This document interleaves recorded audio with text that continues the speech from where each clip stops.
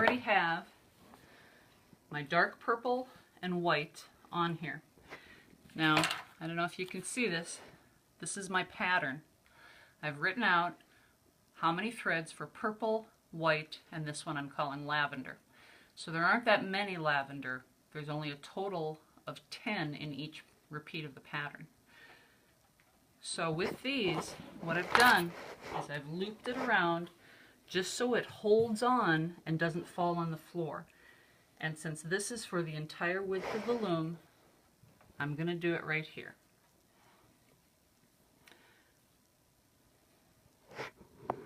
Alright, so this is my cross, and you're going to hold it in your hand like this. You want to be able to have your threads do that again. Stacked. Okay, this is how it was, and you put it in here. And this is my extra one, my 25th one. It's hanging funny. Okay, so you take your scissors. I have to adjust my stool here. Okay, you take your scissors. Slow, do this slow. And you cut. And cut off that knot because it doesn't matter. Alright, now these two will pull off, and then you very carefully, I have it upside down, you very carefully cut your center yarn and these two. Now if you've done yarn further down on this, you just cut them off as you get there. Otherwise, you leave them in place and they'll slide down. Okay, so you can see how my yarn is stacked. This is the tool that you use to warp. Now, according to my pattern, I need 15 purple, 1 white, 3 purple, 3 white, 3 purple, 1 white, 15 purple, and then 5 lavender. And that's where I'm at. Okay? You can see them interspersed. They're going to lay all over each other, and they're going to look really, really tangled, but it all comes through. The important thing is do not skip. You have to be very, very careful and have plenty of good lighting. You will also notice that my loom has a bungee cord here because I am holding the reed in place, so it's not leaning against my heddles and it's not leaning against my front arm. It's just sitting there, slightly movable, but not really. Okay, so after my second set of 15 purple, I'm going to do 5 lavender, and then after my second set of white, I do 5 lavender. So that's where we are here.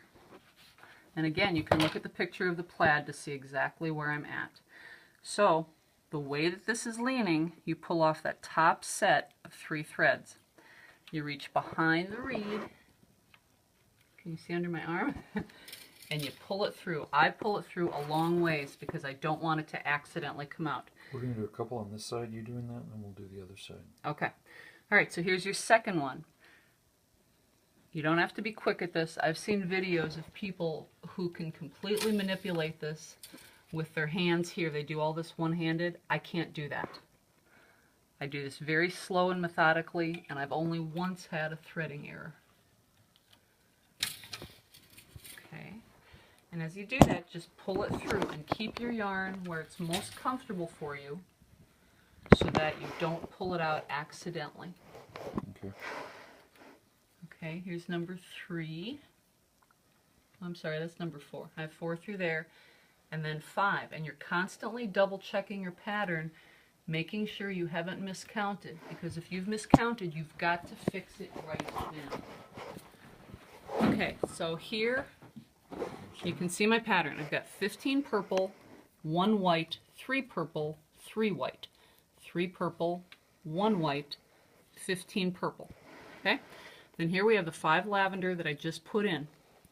Then we have 15 white, and then here's a gap, and in that gap we're going to put 1 purple, 3 white, 1 more purple, there's my other gap. We now have 15 white, and then we do 5 more lavender, and that's the end of 1 repeat of this pattern. Okay, so I lift it off, and if you keep your hand tight around this and do not lose any threads, you will always have the top thread.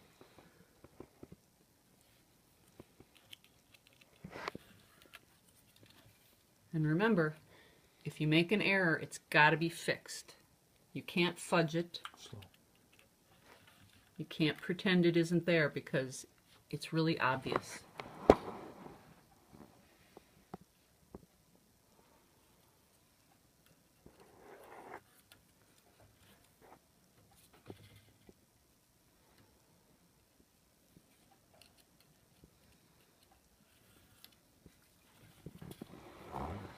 Okay, so here we are mostly done with one repeat. Now I want to set these down, but I don't want them to get tangled. So I'm going to take a clothespin and I'm going to put it right on the cross. And that doesn't mean it's held really that tightly. You have to be careful. Make sure that as you pull it back, you're not pulling out what you've already done.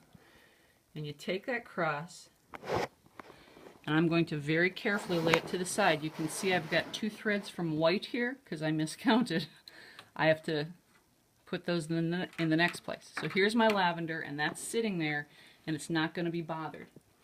Now, see, you rehook that. What is going on? Sometimes you just have to adjust. Okay, so I've done one complete of my pattern with the exception of these 2 purples that go in here. So I'm going to start back with my purple and do it again. So I'm on my second grouping. So once again, this has been hanging here, but I know where my cross is. It's right there. And you put your fingers around it, grab your scissors, and cut. Making sure it's extended so it's straight, because you don't want to waste. Look at that.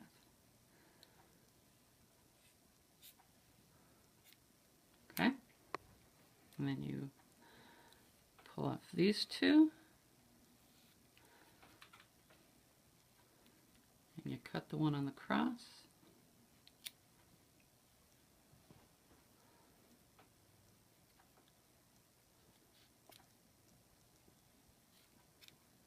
And the 2 there. And pick up your little tool. Alright, so we're going to go back. Okay, 15, 3, 3, 15. 15 white, and then 1 purple right in there. It's a very thin stripe. So you lift off that top one, and you come back in here. Now I have my loom marked, so I knew where to start. I have a little bitsy thread there, and I have another one there, and up top, this is the center of my reed. Now you can do it wider, but I've discovered that anything outside of those 2 marks will fall off the back, and I'll show you what I mean as we're winding it on. So I know what my starting point is. I can totally warp from left to right. I don't have to count outward from the center.